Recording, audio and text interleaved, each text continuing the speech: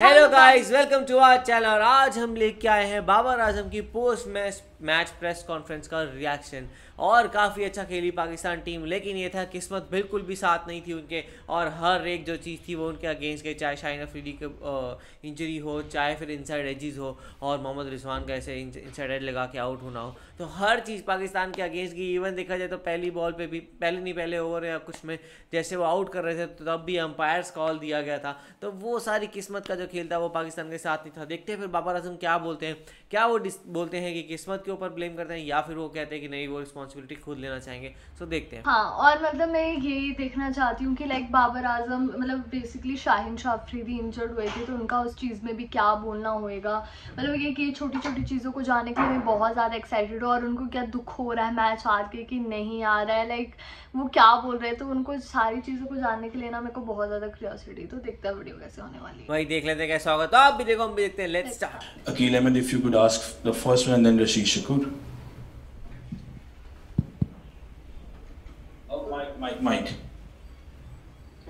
कप्तान, कितना अफसोस हुआ है। एक 1992 की तारीख दोहराई जा रही थी और एक अपॉर्चुनिटी मिली थी, लेकिन बल्लेबाज ग्रैब नहीं कर सके।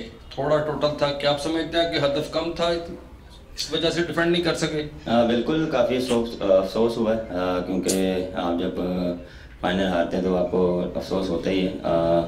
मेरे ख्याल से बिल्कुल हम 20 राउंड रन शॉर्ट थे, जिसकी वजह से हम डिफेंड नहीं कर पाए। और मेरे ख्याल से जिस तरह बॉलर्स ने एफर्ट दिखाई और हमने मिडिल ओवर्स में उनको पकड़ लिया था, लेकिन मेरे ख्याल से शहीन की इंजरी थोड़ी सी कॉस्ट हो गई है, जिसकी वजह से हमें मे भी डिफरेंट रिजल्ट होता, लेकिन ये पार्ट ऑफ द गेम है।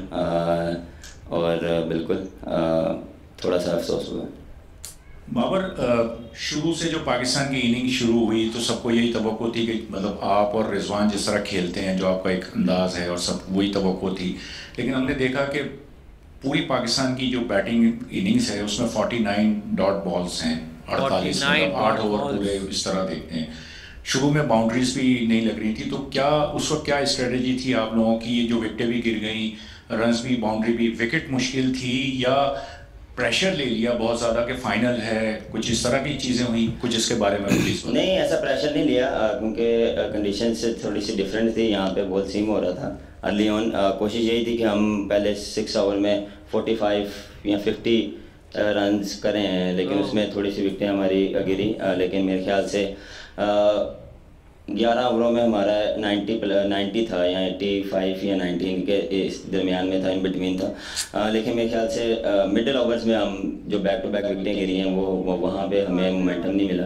और बिल्कुल वहाँ से जो हमारा टोटल जो हमने टारगेट सेट किया था वहाँ वो अचीव नहीं कर पाए, क्योंकि वहाँ पे दो शदाब और शान की पार्टनरशिप थी। वहाँ पे वो जो दोनों में एक आउट हुआ, फिर अगले ओवर में शान आउट हुआ, तो सेट बैट्समैन जो था उसके लिए थोड़ा सा इजी था। जो नया आने वाला बैट्समैन था उनके लिए, उसके लिए डिफरेंट हो रहा था। तो वहाँ पे जो बैक टू बैक विकेटें गिरी, मेरे ख्याल से वहाँ पे हम थोड़ा सा बैटिंग में थोड़ा सा मैच लूज कर गए। दानियाल एंड नतीक। बाबर, आप अब काफ़ी कुछ आईसीसी टूर्नामेंट्स में आप खेल चुके हैं, तो मैं बस ये सोच रहा था आप इससे ज़्यादा कोई इमोशनल या फिर उस किस्म का कैंपेन आपके लिए रहा है? क्योंकि बिल्कुल हफ्ता पहले लगता था कि आप बिल्कुल आउट हैं, फिर आप फाइनल में पहुंच गए, लोग 92 से कंपैरिजन कर रहे हैं। तो इससे ज़्यादा जज्बाती या फिर उस लिहाज से मेमोरेबल कैंपेन आपने कभी हिस्सा लिया? देखें, बिल्कुल काफ़ी थोड़ा सा स्ट्रेसफुल रहा हुआ है एक वीक हमारे लिए, क्योंकि इन एंड आउट चल रहा था सीन। और जिस तरह हमें अपॉर्चुनिटी मिली हमने ग्रैब की, और जिस तरह हमने 4 मैचेस में एफर्ट किए, टीम को क्रेडिट देना चाहिए। हमने अपनी बेस्ट क्रिकेट खेली, और बिल्कुल दुख होता है। और जब आप इतना बड़ा इवेंट आप फाइनल में आते हैं तो आप नहीं फिनिश कर पाते, तो डेफिनेटली दुख होता है। मेनली प्राइड है या डिसअपॉइंटमेंट? मेनली प्राइड है या डिसअपॉइंटमेंट?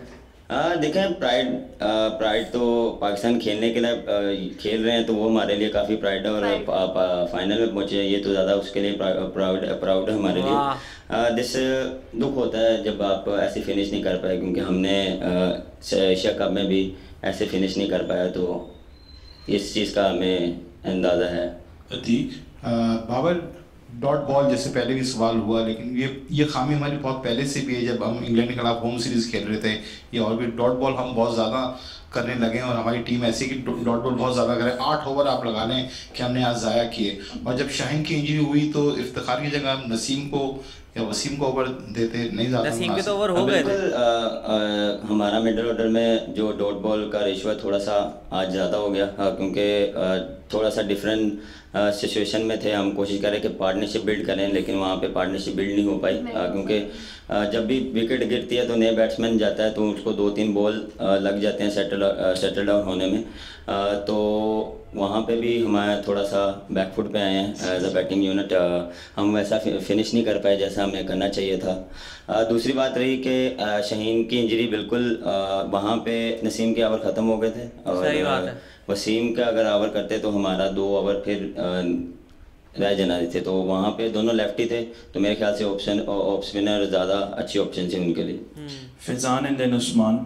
बहुत टफ लक, बट ओवरऑल किस तरह सम अप करेंगे इस टूर्नामेंट को अपने लिए, और क्या चीज़ पॉजिटिव्स लेके जा रहे थे, कवरेज क्या है और हाईज क्या रहे इस टूर्नामेंट में पाकिस्तान के लिए?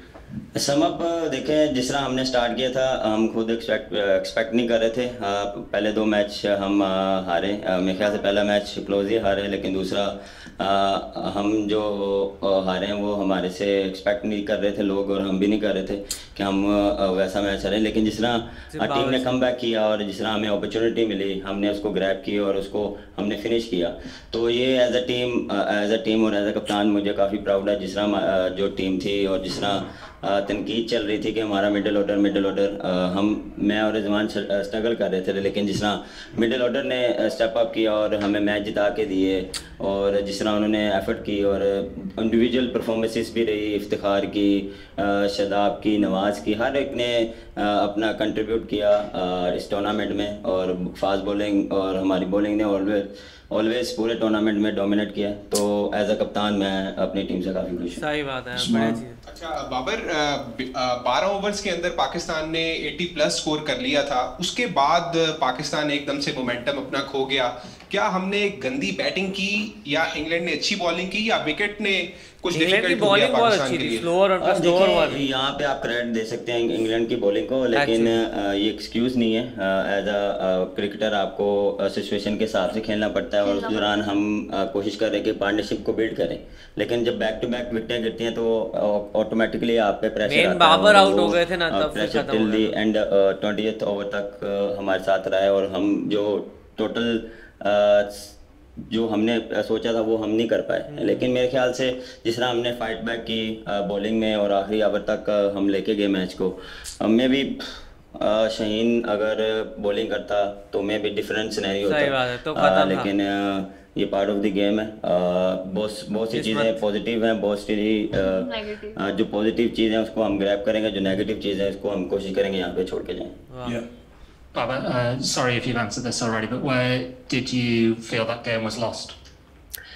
I think in the batting time we are 20 runs short, but the way fast bowler and our bowling start in the first 6 overs, and I think maybe we have in the middle over we have a comeback, and then after the Shaheen injury maybe the match shift England side. सिर्फ एक player की injury कितना impact डाल देती है। The way team perform. And ji one more. Thank you. How was it out there knowing that Ben Stokes was still at the crease? You know what he's done in the past in World Cups before. How were you feeling when he was going out there? He's one of the first best all-rounder in the world, actually. And the way he's playing and बहुत ही ज़्यादा अच्छी video थी। इससे पता लग जाता है कि जो बाबर है उनको उनकी टीम के लेकर कितनी ज़्यादा रिस्पेक्ट है, कि उन्होंने अपनी टीम की कोई बुराई नहीं करी, ना कि उन्होंने ये बोला कि मुझे बहुत ज़्यादा दुख लगा। हालांकि उनको दुख तो बहुत ज़्यादा लगा ही होगा, लेकिन फिर भी उन्होंने एक ऐसे कूल कैप्टन होता है उनकी तरह उन्होंने बात की, उन्होंने बहुत मैच्योरिटी से बात की कि हाँ हमें बुरा लगा है पर इतना बुरा नहीं लगा है, पार्ट ऑफ गेम है। और उन्होंने ये बोला है कि शाहीन शाफरीदी अगर खेलते तो फिर कुछ और सिनेरियो होता, और उन्होंने अपने बताया कि उन्होंने जो टारगेट बनाया था उन्होंने वो हासिल नहीं हो पाया क्योंकि बेसिकली लक नहीं था साथ में। और फिर उन्होंने एक बहुत अच्छी बात करी है कि अगर आप प्लेयर हो तो आप वो चीज़ नहीं बोल सकते, बहाना नहीं लगा सकते कि दूसरी टीम अच्छी थी, तो वो बहाने नहीं चलते। तो वो चीज़ मुझे बहुत ज़्यादा अच्छी लगी और बहुत ही अच्छा इंटरव्यू था।